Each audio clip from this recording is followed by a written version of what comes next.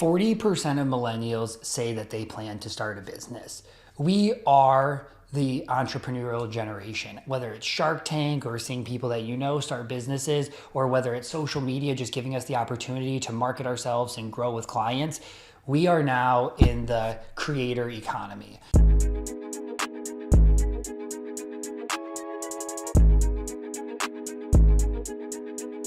So let me start out by saying this is a really exciting time.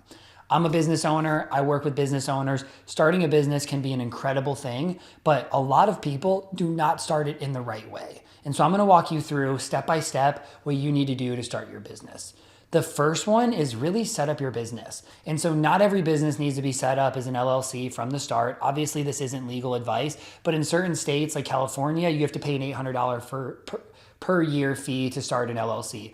So it might not make sense to do that from the beginning. But many people, before starting their business, they want to do all the things. They want to start as an S Corp. They want to get everything set up correctly. They want to go through all the complexities. And all it does is distract you from actually getting started with your business. So for most businesses that are not high risk, that you don't have liability risks, just getting started, trying to grow with some clients, try to test it out is definitely step one.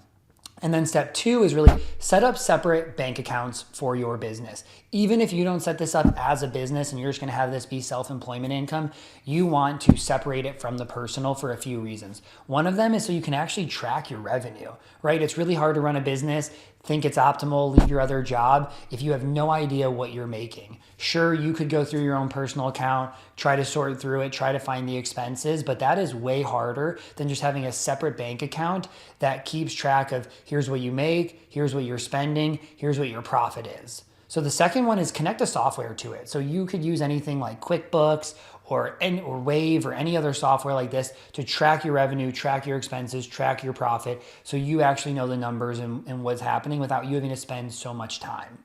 Now, going hand in hand with the bank accounts, you need to set up a bank account to plan for taxes. The number one mistake I see business owners make is not planning for their taxes. What they do is they start making some money. So they'll make $5,000 this month, then they'll make $1,000 next month, and they'll make $3,000 next month, and they'll make $10,000 the next month. And they've just been living off of that like a piggy bank. This is absolutely not what you want to do. Why? Because you owe a lot of taxes as a business owner. Everybody talks about tax planning and how the tax code is built for business owners, and it is, but you're not doing any tax planning. So let's say that example, you make $20,000, you're going to pay 15.3% self-employment tax. So that's going to add up. Then you're going to owe state taxes, and then you're going to owe federal taxes. And then let's say you have a spouse who's making good money, you're going to be owing at a higher marginal tax rate. So what you want to do is from day one, plan for taxes. So you need to do a little bit of tax planning. Maybe the number's 20%, maybe the number's 25, 30, 35%. Regardless, you need to save that percentage of your profit into a bank account for taxes. And then you do need to pay quarterly taxes. A lot of times you're coming from W-2, obviously they withhold taxes for you and then you square up at the end of the year. As a business owner, you have to pay quarterly taxes. You have to pay taxes as that income is incurred, or you are gonna owe penalties.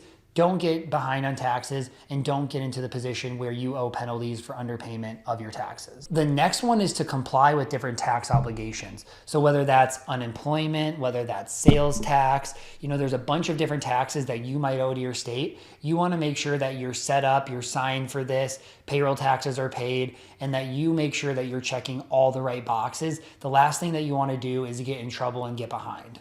So the next one is to maintain compliance. So this kind of goes hand in hand with some of the other things that we're talking about, but even looking towards this year, there's this new BOI reporting.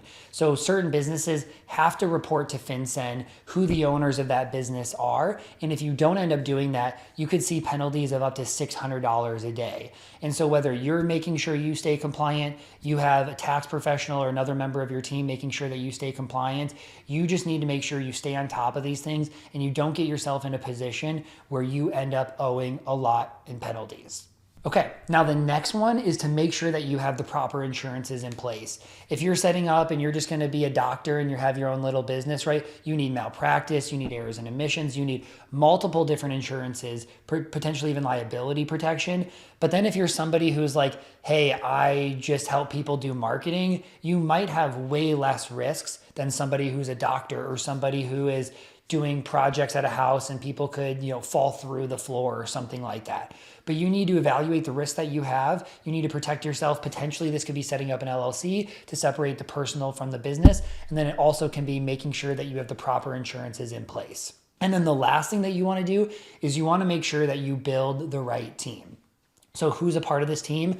You want a financial planner, you want a tax professional, you want a bookkeeper, and you really want to have a business attorney in place. Why? There's going to be a lot of decisions that you have to make, from entity structure to how you pay yourself, to the tax planning, to making sure you pay the right amount in quarterly taxes, make sure your operating agreements are right, make sure the contracts with your clients are good.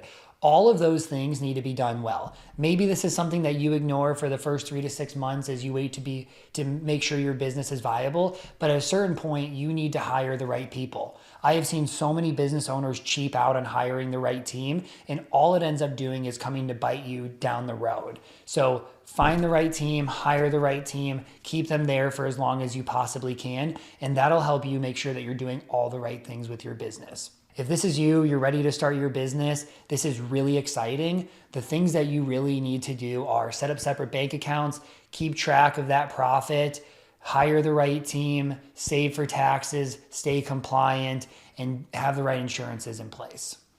Thank you for watching. If you enjoyed this video, please leave a like and go subscribe to my channel for more personal finance content. And as always, please leave your thoughts in the comments below, and I promise to get back to every single one of them. We'll see you back next week.